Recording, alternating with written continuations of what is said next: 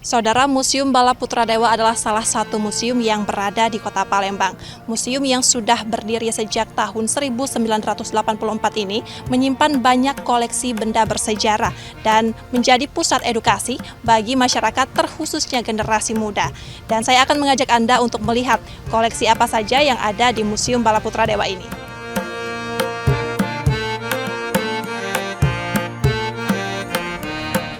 Museum Bala Putradewa Palembang atau Museum Negeri Sumatera Selatan menyimpan lebih dari 20.000 koleksi. Dari biologika, antropologika, filologika, hingga numismatika. Semuanya tersimpan rapi dalam 10 kategori benda bersejarah. Berbeda dari museum khusus, museum ini menjadi ruang umum yang merangkum jejak panjang peradaban.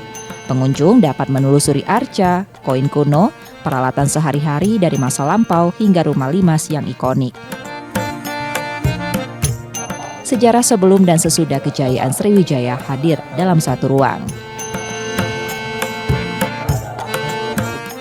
Harapannya untuk Museum Bala Putradewa ini di zaman digital ini lebih meningkat lagi kalau bisa kan kita memakai sistem digital untuk menampilkan.